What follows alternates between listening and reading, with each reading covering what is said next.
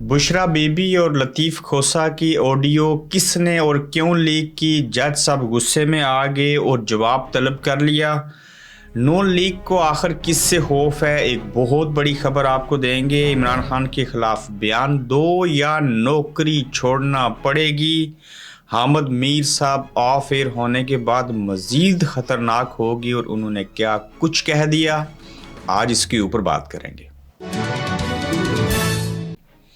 अस्सलाम वालेकुम, आप देख रहे हैं गोरखधंधा अबरार कुरैशी, आपसे मुखातिब हूँ। पिछले दिनों में आपने एक ऑडियो सुनी होगी लतीफ़ खोसा और बुशरा बीबी के दरमियान जो गुफ्त शनीद हो रही थी।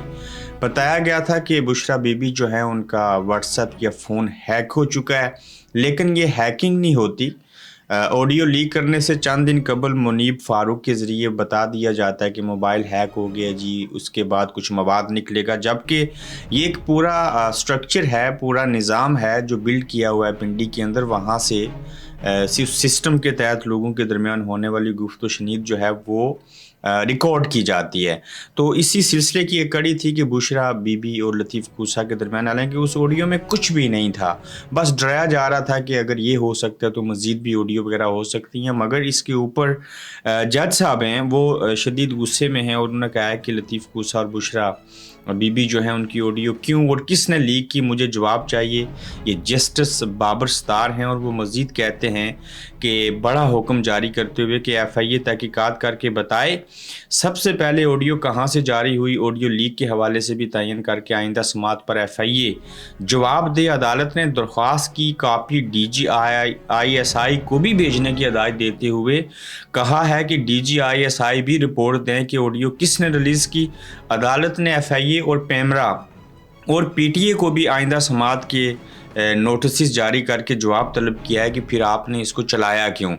अब देखिए कि पाकिस्तान दुनिया का वाहिद मुल्क है जहाँ कोई कानून नहीं है। मैं आपको एक मिसाल देता हूँ, मैं बरतानिया के अंदर हूँ और यहाँ पे व्हाट्सएप की और इस हुकूमत की जो पॉलिसीज़ हैं, जब कॉल करें तो इनक्रिप्टेड होता है। हमारी कॉल या मैं बतौर सहाफ़ी भी किसी शख्स की इस UK में कॉल रिकॉर्ड करूं और मेरे ख़िलाफ़ किसी को पता चल जाए जिसकी कॉल रिकॉर्ड की है, तो फिर क्या होगा कि उसके ख़िलाफ़ कार्रवाई होती है। हाँ, अगर आपको कुछ एविडेंस चाहिए, आप एज ए जर्नलिस्ट किसी कंडीशन में ज़रूर चीज़ें कर सकते हैं कि कल कोई अगर कोई कोर्ट में जाता है तो वहाँ पे वो उस रिकॉर्डिंग को बतौर एविडेंस करते हैं और ये एविडेंस देते हैं कि मुझे ख़दशा और ख़तरा था कि ये शख्स बाद में अपनी बात से मुकर जाएगा, तो इस ज़िम्न में मैंने ये रिकॉर्डिंग की थी। तो उसके हालात और वाक़यात और नज़ाकत को देखा जाता है। लेकिन पाकिस्तान में ब्लैकमेलिंग के लिए एक पूरा निज़ाम लगा है, पूरा सिस्टम है। अब देखें ISI DGISI को भी उन्होंने लिखा जज बाबर सत्तार साहब ने, और ये बड़ी अच्छी बात है। हम ये नहीं देखते ऑडियो किसने रिकॉर्ड की क्या हुआ, हम देखते हैं इसमें क्या कहा गया, किसकी किरदार कुशी कर सकेंगे। और जो इतने बेगैरत हैं माजरत के साथ कि ऑडियो भी लीक करते हैं, रिकॉर्ड भी करते हैं, लीक भी कर देते हैं और फिर बताते भी नहीं है कि हमने रिकॉर्ड किया हो, तो इतनी बुज़दिली नहीं होनी चाहिए। आपको दलेर होना चाहिए, सरेआम बताएं हाँ ये मुल्क और कौम के ख़िलाफ़ बात कर रहे थे, ये गद्दार थे, जिस वजह से हमने ये रिकॉर्डिंग की और कौम के सामने बाज़रिया टेलीविज़न और मीडिया लाई है कि लोग देख सकेंगे बुशरा बीबी किस तरह से बगावत कर रही थी और लतीफ़ खोसा एक वकील और कानूनदान होते हुए कैसे जो हैं वो रियासत के ख़िलाफ़ बात कर रहे थे, तो फिर तो बात बनती है।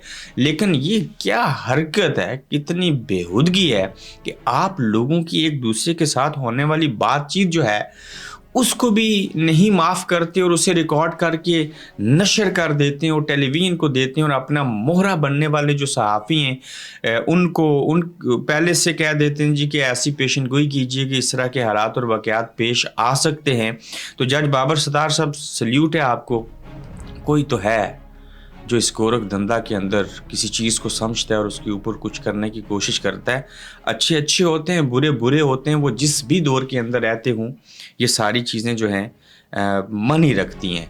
नो लीक को किससे खौफ है और ख़तरा है, ये बड़ी अहम खबर है, जहाँ पे जो इरशाद भट्टी हैं वो कहते हैं ट्वीट करके और अपने ब्लॉग में भी कि मेरी कुछ नून लीग के लोगों से बात हुई। उसमें कौन लोग हो सकते हैं, ये जो तस्वीर आप पीछे देख सकते हैं, मरीम औरंगज़ेब साहिबा, एहसन इकबाल और दिगर लोग, तो उनकी मुलाकात तो उनसे हुई। उन्हें ये लगता है कि ये जो लोग खामोश हैं PTI वाले, اگر بلے کا نشان رہا یہ احتجاج کے لیے یا الیکشن والے دن اگر الیکشن ہوئے تو یہ ووٹ ڈالنے آگے تو ہم کہاں جائیں گے؟ جہنم میں جائیں گے؟ ہمارا کیا ہوگا اور آخر کتنی دھاندلی کر لیں گے؟ یہ تو سروے 90% بتا رہے ہیں کہ لوگ اپنے انگوٹھے کو صحیح کے ساتھ بلے کے اوپر، یعنی کہ پی ٹی آئی کا کوئی بھی انتخابی نشان ہوگا تو وہاں پہ لگا دیں گے۔ تو ہم کیا کریں گے؟ تو ان لوگوں کو خوف ہے، پھر یہ بھی خوف ہے کہ اگر بلے، اور اس لیے وجہ سے یہ بیانیہ بنا رہے ہیں کہ بلے کا نشان نہیں ہونا چاہیے، جیسے اکبر ایس بابر کو لانچ کیا گیا ہے، پھر انہوں نے چیلنج کیا election commission, Pakistan election commission کے اندر۔ تو دوسری طرف بلے کا نشان ہونا چاہیے یا نہیں ہونا چاہیے، دو چیئرمین آپس میں ملیں، وہ اگلے ایپیسوڈ میں آپ کو بتاؤں گا۔ لیکن یہ سب سے بڑا خوف ہے نون لیگ کو کہ اگر یہ الیکشن ہوگی اور اس الیکشن میں جو بھی انتخابی نشان ہوا اور بالخصوص بلہ ہوا تو لوگوں نے تو ہماری لتر اور چھتر پریڈ کروا دینی ہے اور سارے کا سارا ووٹ پی ٹی آئی کو دے دینا ہے۔ تو ہم آخر کس حد تک اداروں کے ساتھ مل کے دھاندلی کریں گے اور الیکشن میں کامیاب ہو جائیں گے؟ انہیں لگتا ہے کہ ایسا نہیں ہو سکے گا اور وہ ڈرتے ہیں کہ ہم تو جلسہ نہیں کر سکتے۔ میاں صاحب واپس آ کے ایک ہی جلسہ ہوا ہے، اس سے زیادہ تو ہم کچھ نہیں کر سکے۔ ہم نے پچھلے مہینے کی 10 تاریخ کو جلسے کرنے تھے، ہمیں تو لوگوں کو بریانی اور قورمے بھی کھلاتے ہیں، تو پھر بھی جلسے میں آ کے کہتے ہیں کہ ہم ووٹ جو ہے وہ عمران خان کو دیں گے۔ نو ڈاؤٹ نون لیگ کے پاس ووٹ بینک ہے، بڑی جماعت تھی، اب بھی بڑی جماعت ہے، لیکن اب یہ دور بدل گیا۔ یہ پچھلے ایک سال میں ایسی تبدیلیاں رونما ہوئی، ایسے بلنڈر اور کھلواڑ کیے گئے جس کے نتیجے میں عمران خان کو جیل میں بھی ڈالا گیا، 200 ایف آئی آر ہو گئی، کچمبر نکال دیا پی ٹی آئی کا۔ لیکن عوام جو اصل میں طاقت کا سرچشمہ ہے وہ ٹھہر گئی، انہوں نے قیام کر لیا، انہوں نے پی ٹی آئی اور عمران خان کے سامنے سرخم تسلیم کر لیا اور کہا کہ ہم عمران خان کو مانتے ہیں، جانتے ہیں۔ سوشل میڈیا کے اوپر کمپین چل رہی ہیں، اب بھی گانے اور ترانے بن رہے ہیں۔ عمران خان 121 دنوں کے بعد کیا بولا؟ اس نے کہا میں جان دے دوں گا آپ لوگوں کی خاطر۔ اس نے عوام کے اندر مزید جان ڈال دی، اس نے اپنے کارکنوں کو جوش و ولولہ دے دیا۔ ایک طرف یہ حالات ہیں اور دوسری طرف انہیں کوئی عوام جو ہے وہ منہ نہیں لگانا چاہتے، اور پی ٹی آئی کے جو لوگ ہیں وہ عمران خان کو دیکھنا اور سننا چاہتے ہیں، ترس گئے ہیں، انہیں ووٹ دینا چاہتے ہیں، اور عوام اپنا سارا غصہ، اپنی ساری بڑاس، یہ مہنگائی، یہ جتنی چیزیں ہوئی ہیں وہ الیکشن کے دن ووٹ دے کے نکالنا چاہتے ہیں۔ اور نون لیگ کو خوف ہے بلے کا نشان ہوا اور انتخابی میدان کے اندر اگر پاکستان تحریک انصاف ہوئی، بھلے عمران خان جیل میں ہوئے، بے شک عمران خان نائل ہوئے، ہو سکتا ہے وہ وزیر اعظم بھی نہ بن سکیں، لیکن عمران خان نے کھمبے کو بھی کھڑا کیا، یہ قوم ووٹ دے دے گی، ہم مارے جائیں گے، ہم ہارے جائیں گے، ہم ہار جائیں گے، ہم نہیں جیت سکیں گے۔ تو یہ سب سے بڑا خوف جو ہے وہ اس وقت لاحق ہے مسلم لیگ نون کو۔ اب دیکھیے آگے کہ عمران خان کے خلاف بیان دو یا نوکری چھوڑ دو، یہ بھی وقت آنا تھا۔ ایک رپورٹر ہیں وہ ملے کیا اب اس میں کہ عمران خان کے خلاف بیان دو، بول نیوز کا اپنے رپورٹر سے انوکھا مطالبہ ہوا کچھ یوں۔ رپورٹر صاحب یہ کرائم رپورٹر بھی ہیں اور کورٹ رپورٹنگ بھی کرتے ہیں، اور یہ جب اڈیالہ جیل میں گئے تو انہوں نے پورا خاکہ کھینچا سوشل میڈیا کو انٹرویو دیتے ہوئے اور سوشل میڈیا پہ بات کرتے ہوئے کہ عمران خان کیسے اکڑ کے چل کے آیا، کتنے کانفیڈنس میں تھے۔ انہوں نے کہا کہ میں اڈیالہ جیل سے سائفر کیس کی سماعت کا آنکھوں دیکھا حال بیان کیا اس رپورٹر نے، اور خاص طور پر یہ بتایا کہ عمران خان کس اعتماد، جرأت اور بہادری سے اور بیٹھے رہے، جیل میں ان کو بالکل نہیں توڑا جا سکا۔ اس کے بعد اب بول انتظامیہ کی جانب سے مجھ پر دباؤ ڈالا جا رہا ہے، مجھ سے کہا جا رہا ہے کہ میں یہ کہہ دوں کہ میں نے پی ٹی آئی کو خوش کرنے کے لیے وہ بیان دیا تھا۔ میں ہرگز، رپورٹر کہتا ہے کہ ایسا نہیں کروں گا، میں آپ کی بات نہیں مانوں گا، میں کی نوکری چلی جائے، میں بھوکا رہوں، میرے بچے پیاسے مر جائیں، میں نے جو دیکھا وہی آ کر بیان کر دیا، میں اپنا موقف تبدیل نہیں کر سکتا، میں غیرت مند ہوں، میں ایک انسان ہوں، میں اشرف المخلوقات پیدا کیا گیا ہوں، میں ایک مسلمان ہوں، میں اوپر سے رپورٹر بھی ہوں، میں نے جو دیکھا ہے وہی بیان کروں گا، لہٰذا نوکری چھوڑنی پڑ سکتی ہے لیکن جھوٹ نہیں بول سکتا۔ تو اب بول نیوز کس کا ہے، کس کی ماں کے اوپر ایسے ہو رہا ہے، یہ تو آپ کو کم از کم سمجھ آ گئی ہوگی۔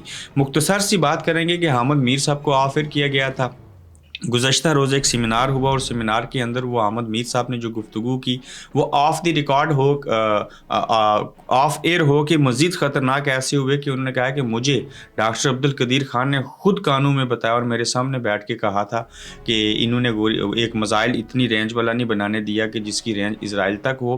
پھر انہوں نے کہا کہ یہ جو موجودہ نگران وزیر اعظم کاکڑ صاحب ہیں یہ کون ہوتے ہیں جو اسرائیل کو تسلیم کرنے کی یعنی کہ اس طرح کا تاثر دیتے ہیں، اور پھر یہ کون سا اسلامی جمہوریہ پاکستان ہے جس میں فلسطین کی حمایت میں بولنے نہیں دیا جا رہا؟ تو احمد میر صاحب آپ آف ایئر ہی رہیں تو ہمیں پسند ہیں، جیو پہ واپس مت جائیے گا، اور آپ اچھی باتیں کر رہے ہیں، سچی باتیں کر رہے ہیں، ایسے کرتے رہیں، اپنا خیال رکھیں۔ یوٹیوب چینل کو گزارش ہے کہ سبسکرائب کیجیے، تو پھر انشاءاللہ آپ سے ملیں گے۔ آپ دیکھ رہے ہیں گورکھ دھندا ابرار قریشی کے ساتھ۔